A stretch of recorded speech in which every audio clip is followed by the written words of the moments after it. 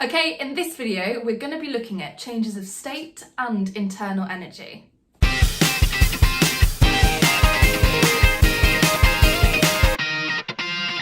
So we know that we can have different states, such as a solid, a liquid, and a gas,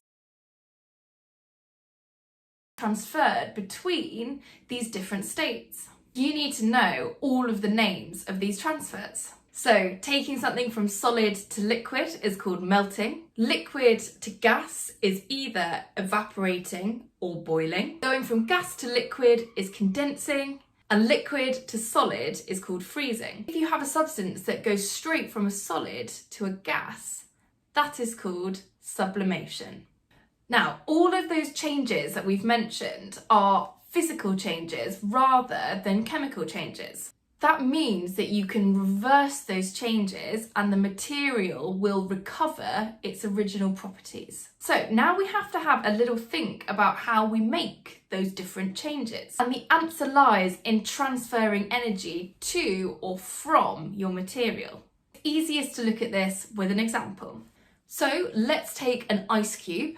And let's imagine that this ice cube is at -5 degrees. Now we're going to transfer some heat to this ice cube, for example, using a Bunsen burner. Now, we know that ice melts at 0 degrees. This ice cube is currently at -5 degrees. So before the ice can begin to melt, we first need to raise this ice cube's temperature from -5 to 0 degrees.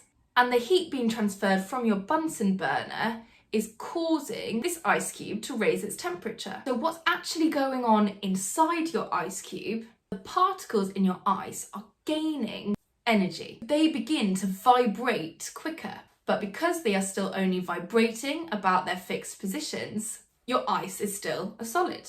Okay, now let's say that my ice has reached 0 degrees. Now if I transfer more heat to my ice, it will begin to melt.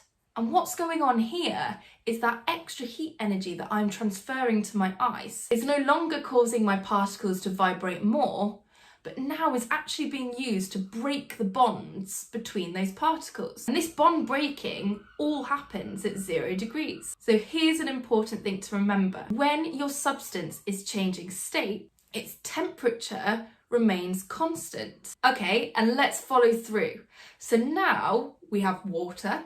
And I'm going to continue to heat my water up. Initially, the extra heat that I'm transferring to my water will cause those particles to move around quicker and therefore cause my water's temperature to increase. Once my water has reached 100 degrees and is at boiling point, extra energy that I'm transferring to my water will now go into breaking the bonds between those particles. Since this is a change of state from liquid to gas, temperature will remain constant as these bonds are breaking. Okay, hope you found that useful. Please make sure to like and subscribe. Download the notes for all those diagrams and information. Thanks for watching.